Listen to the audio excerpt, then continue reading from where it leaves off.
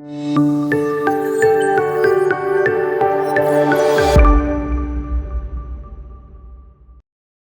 అండి.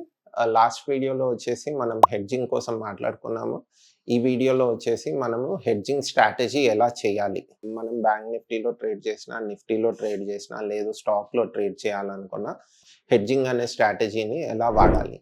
నేను లాస్ట్ వీడియోలో మీకు చెప్పింది hedging through credit spread strategy. Credit అంటే మనం ఫస్ట్ అమ్మి క్రెడిట్ తీసుకుంటాం. అంటే మనకు వచ్చే ప్రాఫిట్‌ని మనం ఫస్ట్ లాక్ ఇన్ చేస్తాం. మీరు ఎంతలో అయితే అమ్ముతారో మార్కెట్‌కి, ట్రెడిషనల్ మార్కెట్‌కి, షేర్ మార్కెట్‌కి డిఫరెన్స్‌గా మీకు లాస్ట్ వీడియోలో చెప్పాను. ఇన్ కేస్ మీరు లాస్ట్ వీడియో చూడకపోతే ఒకసారి చూడండి. ఓకే. సో, ఈ స్ట్రాటజీని మనం డిస్కస్ చేద్దాం ఈ వీడియోలో. ఎండింగ్ వరకు చూడండి. ఇంకోటొచ్చేసి చార్ట్ రీడింగ్ కోసం చాలామంది క్వెషన్స్ ఉంటాయండి. చార్ట్ రీడింగ్ అన్నది మీ పర్సనల్ ఎక్స్‌పీరియన్స్. మీరు మార్కెట్‌లో చేసే కొద్దీ మీరు ఏ స్టాక్ అయితే ఎంచుకుంటారో, ఏ ఇండెక్స్ అయితే ఎంచుకుంటారో దాంట్లో మీరు different time frames, daily time frame మీరు అనాలిసిస్ చేస్తేనే మీకు డైలీ టైమ్ ఫ్రేమ్‌లో ఏం జరగబోతుందో మీరు ప్రిడిక్షన్ చేసి దాన్ని 10 మినిట్స్ టైమ్ ఫ్రేమ్‌లోకి క్యారీ ఫార్వర్డ్ చేయగలుగుతారు.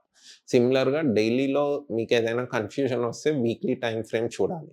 సో, మీరు వీక్లీ, డైలీ 10 మినిట్స్ ఈ 3 టైమ్ ఫ్రేమ్స్‌ని మీ అంతకు మీరు చూసి, మీ అంతకు మీరు మార్కెట్‌లో ఎక్స్‌పీరియన్స్ అయ్యి, మీ అంతకు మీరు డైరెక్షన్ ప్రిడిక్ట్ చేయడం నేర్చుకోండి. అది ఎవరు చెప్పినా, అది చెప్పినప్పుడు చాలా ఈజీ ఉంటది. సైకలాజికల్‌గా అవి చాలామంది వీడియోస్ చేస్తున్నారు. మీరు యూట్యూబ్‌లో కంటెంట్ కన్జ్యూమ్ చేయొచ్చు అవి. బట్ నేనైతే ఆ చార్ట్ రీడింగ్ వైపు వెళ్ళట్లేదు. మీకు ఓన్లీ స్ట్రాటజీ చెప్తాను. ఓకే. అంతకుముందు వీడియోలోకెళ్ళే ముందు నా పేరు అభిషేక్ అండి. నేను 2-3 ఇయర్స్ నుంచి మ్యూచువల్ ఫండ్ డిస్ట్రిబ్యూషన్ చేస్తున్నాను. And corporate insurance and personal insurance కూడా చేస్తున్నాను. సో, ఇన్ కేస్ మీకు ఏదైనా ఫైనాన్షియల్ ప్లానింగ్‌లో ఏదైనా నెసెసిటీ ఉంది సర్వీసెస్ అంటే మీరు నన్ను కాంటాక్ట్ అవ్వచ్చు. సో, వీడియోలోకెళ్తే ఈరోజు వచ్చేసి మనం hedging strategy through credit spread. Okay. Credit spread అంటే మనం ఫస్ట్ సెల్ చేస్తామండి. సెల్ చేసి ఏం చేస్తామంటే మన ప్రాఫిట్ ఏదైతే ఉందో అది లాక్ ఇన్ చేసుకుంటాం. ఓకే. మీరు ఎనీ ఆప్షన్ ఒక 30 రూపీస్‌లో సెల్ చేశారు. 30 రూపీస్ ఆప్షన్ ఏదైనా సెల్ చేశారు. మీరు నిఫ్టీ గనుకైతే ఇది నిఫ్టీ అయితే గనుక మీకు 75 లాట్ సైజ్ ఉంటది. So, 30 into 75 rupees is your profit. Okay. మీ లాస్ అన్‌లిమిటెడ్. ఓకేనా? 30 ఇంటూ 75 ఈస్ యువర్ ప్రాఫిట్. మీ లాస్ అన్‌లిమిటెడ్. ఓకే. ఇది మీరు లాక్ ఇన్ చేస్తారు. సో, మనం సెల్లింగ్‌తో చేద్దాం. సెల్లింగ్‌తో hedging strategy, credit spread strategy కోసం మాట్లాడుకుందాం. అయితే చాలామందికి ఆప్షన్స్‌లోకొచ్చేసరికి చాలామందికి కన్‌ఫ్యూజన్ ఎక్కడ ఉంటదంటే ఐటీఎమ్స్, ఏటీఎం, ఓటీఎం. నేను అనేది క్రెడిట్ స్ప్రెడ్ తెలుసుకోనికి ఇది నాలెడ్జ్ ఇంపార్టెంటే. బట్ ఈ నాలెడ్జ్ మీరు ఫోకస్ చేసి నేర్చుకోవాలంటే మీకు కొంచెం కన్‌ఫ్యూజన్ ఉంటది. డీటెయిల్‌గా ఎళ్తే చాలా కన్‌ఫ్యూజన్ ఉంటది. సో, నేను మీకు ఈజీగా ఒకటి గుర్తుపెట్టుకునేది చెప్తాను. దాన్ని ఫాలో అయిపోండి. ఓకే. సో, మనం ఏం చేస్తున్నామంటే సెల్లింగ్ చేస్తున్నాం. సో, మీకు ఐటీఎం, ఓటీఎం, ఏటీఎం అవసరం లేదు. సింపుల్‌గా క్రెడిట్ స్ప్రెడ్‌లో మీరు సపోజ్ బ్యాంక్ నిఫ్టీ అనుకోండి. బేసిక్ మీకు స్ట్రైక్ ప్రైస్ అంటే ఏంటి అన్నది మీకు తెలియాలండి. ఓకే.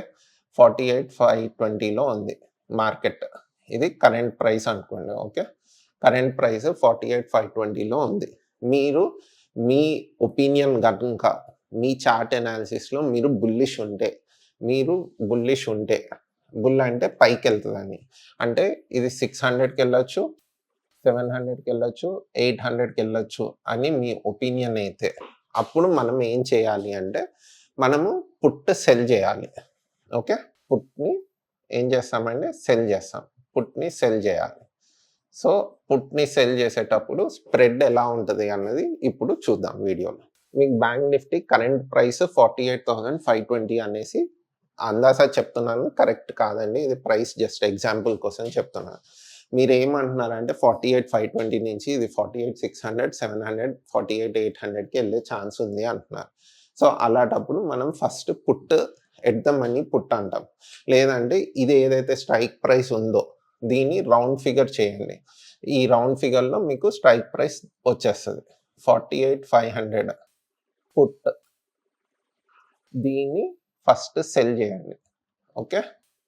ఇది సెల్. ఫస్ట్ ఒకటి అయిపోయింది. సెల్ చేశాక ఇప్పుడు చాలామంది చెప్తారు ఓటీఎంలో ఇంకో ఆప్షన్ పుట్ ఆప్షన్ బై చేయాలి అని. ఓటీఎం అంటే చాలా మందికి అర్థం కాదు.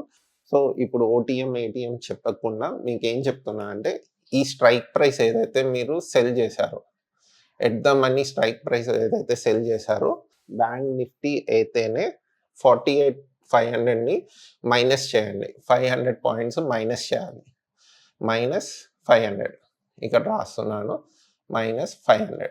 సో మీకేమొస్తదంటే ఏ స్ట్రైక్ ప్రైస్ తీసుకోవాలంటే 48,000 పుట్ మీరు దీన్ని బై చేయాలి. ఓకే. ఇదేంటంటే ఇది మీ ఇన్సూరెన్స్ పాయింట్ అండి. 48,000 పుట్ మీరెందుకు బై చేస్తున్నారంటే ఇది ఇన్సూరెన్స్. మీరేమనుకుంటున్నారు 48,500 పుట్ సెల్ చేయడం వల్ల మీ ఒపీనియన్ ఏంటి? బుల్లిష్ అయితదండి. సో బుల్లిష్ అయితే మీరు ప్రాఫిట్‌లో ఉంటారు దీంట్లో. బట్ బేరిష్ ఎళ్ళిందనుకోండి, మీరు అనుకున్న ఒపీనియన్ కాకుండా మార్కెట్ సైడ్‌వేస్ అయింది కొంచెం సేపు. సైడ్‌వేస్ అయింది అనుకుంటే అప్పుడు ఏమైతది?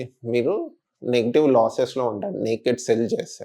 అలా లాసెస్‌ని మీరు కొంచెం వరకి కవర్ చేయొచ్చు. అంటే మీకు నేకెడ్ సెల్‌లో మీకు రూ. 100 మూవ్‌మెంట్ అయింది. 48,500 నుంచి 48,400కి వచ్చేసింది. 48,400కి వస్తే మీరు నేకెడ్ సెల్‌లో కనుకుంటే మీకు అరౌండ్ ఒక 40 పాయింట్స్ పుట్‌లో లాస్ ఉంటది. లాట్ సైజ్ వచ్చేసి బ్యాంక్ నిఫ్టీది 30. 30 నుంచి మీరు అరౌండ్ 40 పాయింట్స్ అంటే అరౌండ్ ఒక రూ. 1,200 లాస్‌లో ఉంటారు. అదే మీరు హెడ్జింగ్ చేశారనుకోండి, ఈ హెడ్జింగ్ చేయడం వల్ల ఏమైతదంటే 48,500 నుంచి కిందికొచ్చేటప్పుడు ఈ 48,000 పుట్ ఏదైతే ఉందో మీరు బై చేసిన వాల్యూ పెరుగుతూ ఉంటది. సో మీకేంటంటే మీరు అట్‌లీస్ట్ 48,300 వరకి మీరు మార్కెట్‌లో ఉండే ఛాన్స్ ఉంటది. ఇన్ కేస్ మీ స్టాప్ లాస్ రూ. 1,200 అయితే మీరు అట్‌లీస్ట్ 48,300 వచ్చే వరకి మీరు మార్కెట్‌లో స్టేబుల్‌గా కూర్చొని చూడొచ్చు. సో చిన్న చిన్న మూవ్‌మెంట్స్‌ని, చిన్న చిన్న ఫ్లక్చుయేషన్స్‌ని కొంచెం ఈవెన్ ఔట్ చేసే స్ట్రాటజీ ఈ హెడ్జింగ్ స్ట్రాటజీ. ఓకే. ఇదొచ్చేసి దీన్ని బుల్ పుట్ స్ప్రెడ్ అంటారు. Bull put spread. Okay. So మీకెప్పుడైనా బుల్లిష్ ఉంది మార్కెట్ అంటే ఎట్ ద మనీ ఆప్షన్ ఎక్కడైతే ప్రైస్ నడుస్తుందో దాన్ని నియరెస్ట్ 100 వాల్యూ ఆప్షన్‌ని సెల్ చేయాలి. దాని నుంచి మీరు కాల్ వైపు ఉంది బుల్లిష్‌లో ఉన్నారు కాబట్టి 500 పాయింట్స్ పుట్ అంటే కిందికెళ్తుంది. సో 500 పాయింట్స్ మైనస్ చేయాలి. చేస్తే 48,000 ఆప్షన్ వస్తది. 48,000 పుట్ ఆప్షన్‌ని బై చేయాలి.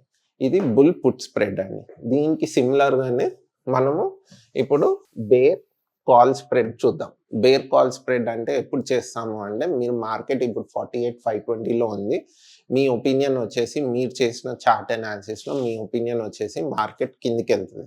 అంటే 48,400కెళ్ళొచ్చు, 48,300కెళ్ళొచ్చు, 48,200కెళ్ళొచ్చు.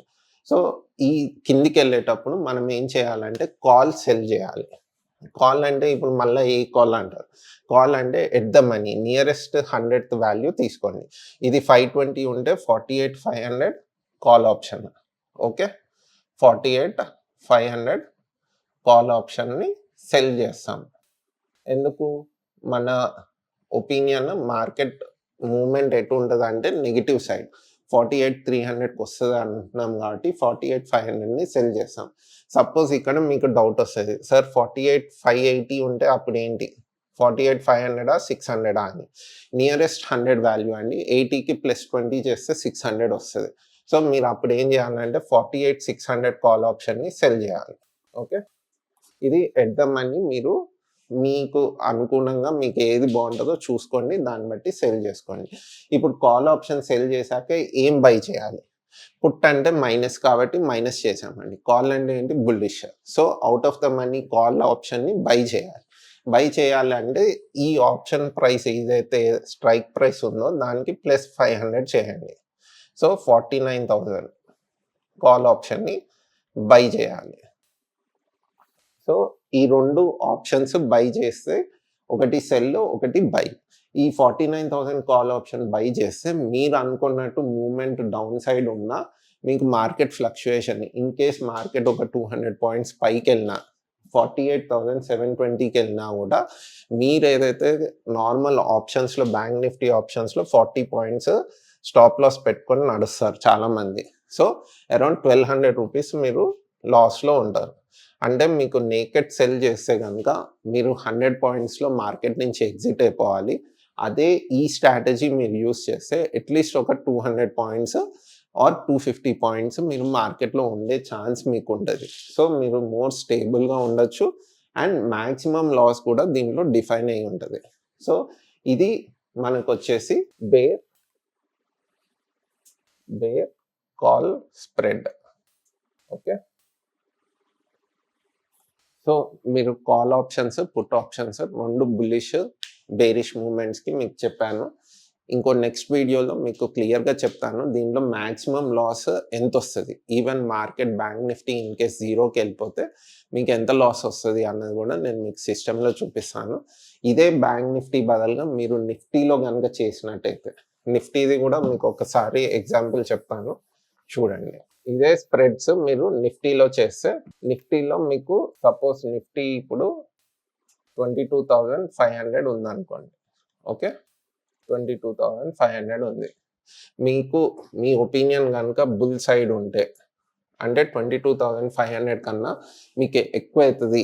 మార్కెట్ 22,600, 22,700 ఎళ్తది అంటే మీరు ఏం చేయాలండి? బుల్ పుట్ స్ప్రెడ్ తీసుకోవాలి. పుట్ స్ప్రెడ్ అంటే ఎట్ ద మనీ పుట్‌ని సెల్ చేయాలి. 22,500 పుట్. దీన్నేం చేస్తారు? సెల్ చేయండి. ఇది సెల్. దీని నుంచి మైనస్ చేయాలి. పుట్ ఎప్పుడు చేసినా మీకు ఓటీఎం రావాలంటే పుట్ స్ట్రైక్ ప్రైస్ నుంచి -200 చేయాలి.